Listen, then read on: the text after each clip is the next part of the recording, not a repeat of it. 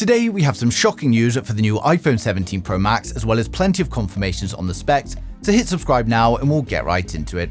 So first up, we've still got loads of leaks coming in showing us the first look at the rear of the iPhone 17 Pro Max, but as I told you guys last week, these are very unlikely to be true.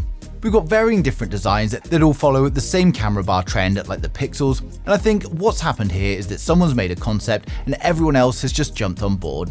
Now for spatial video, which Apple are pushing at the moment, you need two camera lenses side by side like the human eyes. So if you turn this design landscape mode, then you can't take spatial videos anymore, so I just can't imagine Apple releasing this. Now there is, however, a new design posted by Majin Buu that could work, but Majin Buu posts a lot and most of it turns out to be untrue, so just take this one with a grain of salt for now, and it also doesn't look like something that Apple would release. Something that's already been released though is today's video sponsor Verbo, your one-stop shop for all AI-generated content. You can access on a browser or via the mobile app, and it literally covers all of your needs, from a simple text prompt that generates a whole AI video, features that will redefine your daily life. These devices aren't just smart, to making AI avatars of yourself and even making an AI talking photo. And this is a test where I've used AI to create a talking Christmas photo of myself. You can do text to speech, speech to speech, and even clone a voice to use. And if that wasn't enough, you can translate text, audio, and video, and you can even translate a video with lip syncing. C'est une vidéo de moi parlant anglais et j'ai demandé à l'IA de traduire cette vidéo en français. With all of these AI needs in one place, Verbo is a great tool for everyone, and of course I've placed a link down in the description below, so you can go ahead and check that out now. Now back to the iPhone 17 Pro Max, and while we're unsure of the back panel design, we do know there's going to be some camera upgrades, and the iPhone 17 Pro models are going to feature a 1/1.3-inch 48-megapixel fusion camera, a 48-megapixel ultra-wide camera, and a 48-megapixel tetraprism camera for enhanced zoom shots. And there's also news that the selfie camera is going to see an upgrade from 12 megapixel to 24 megapixel for some higher resolution selfies. Now this camera arrangement is, however, for the Pro models only, and it's not going to be on the lower offerings.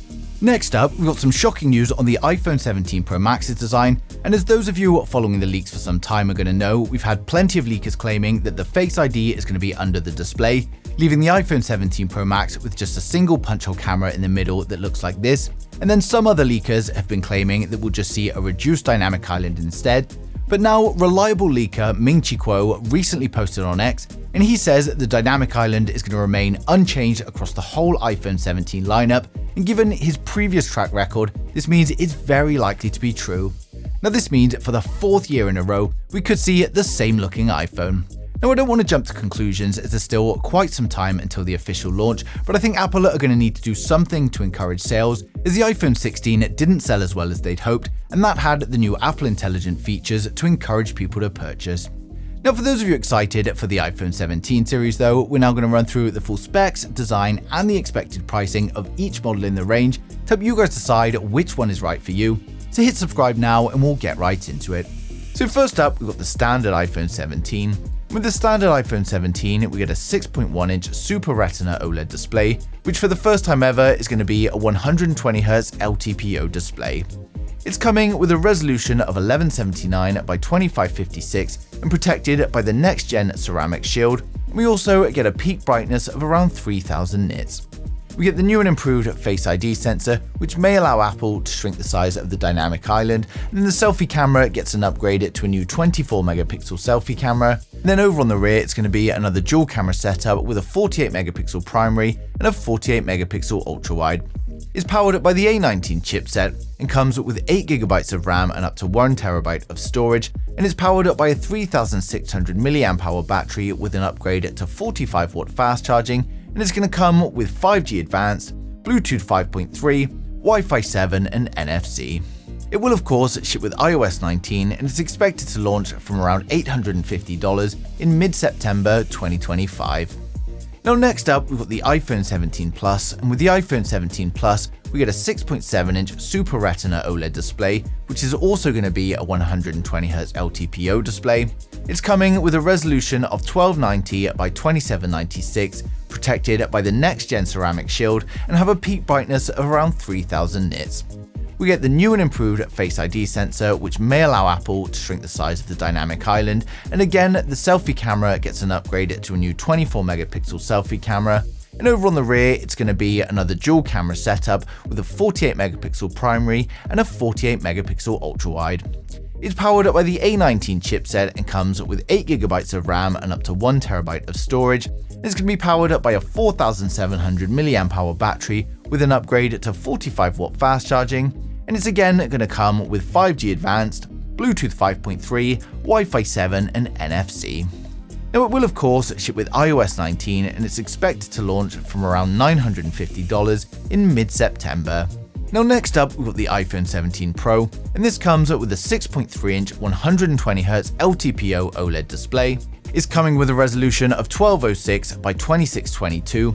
It's protected by the next-gen ceramic shield, and it's coming with a peak brightness of around 3000 nits. We get the new under-display Face ID sensor, which means there may not be any dynamic island at all. We're instead going to get a punch-hole camera top center for a full-screen display. Now the selfie camera is upgraded to a 24 megapixel selfie camera, then over on the rear we've got a 48 megapixel primary camera, a 48 megapixel ultra wide, a 48 megapixel periscope, and of course a LiDAR scanner. It's powered up by the 2nm A19 Pro chipset, and it comes with 12GB of RAM and up to 1TB storage. It's powered up by a 3600 mAh battery with an upgraded 50W fast charge, and it also comes with advanced 5G, Bluetooth 5.3, Wi-Fi 7 and NFC. It will of course ship with iOS 19 and is expected to launch from around $1,050, and again is coming in mid-September. Now finally, we saved the best to last, the iPhone 17 Pro Max. With the iPhone 17 Pro Max, we get a 6.9-inch 120Hz LTPO OLED display. It's got a resolution of 1320 by 2868. It's protected by the next-gen ceramic shield, and it also comes with a peak brightness of around 3000 nits. We get a new under-display Face ID sensor, which means that there may not be any dynamic island at all, and we instead get a punch-hole camera top center for a full-screen display. Now the selfie camera in the punch hole is going to be a 24 megapixel selfie camera, then over on the rear we've got a 48 megapixel primary camera, a 48 megapixel ultra wide camera, a 48 megapixel periscope camera, and the LiDAR scanner. It's powered up by the new 2nm A19 Pro chipset, and it comes with 12GB of RAM and up to 1TB of storage. It's going to be powered up by a 4700 mAh battery with an upgrade to 50W fast charge, and it also comes with advanced 5G, Bluetooth 5.3, Wi-Fi 7 and NFC. Now of course it's shipping with iOS 19 and is expected to launch from around $1,250 in mid-September. So overall, the iPhone 17 lineup is looking like an exciting release from Apple in terms of the chip improvements, but design-wise it's starting to look a little bit stale if the latest leaks are correct.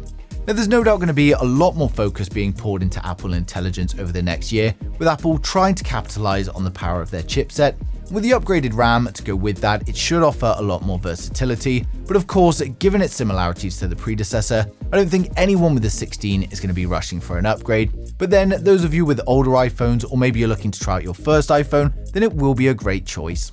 Now of course, there's still quite some time to go until the official launch by Apple in September, but of course, if anything comes in the meantime, I'm going to be sharing it straight away, so make sure you subscribe so you don't miss a thing in the future.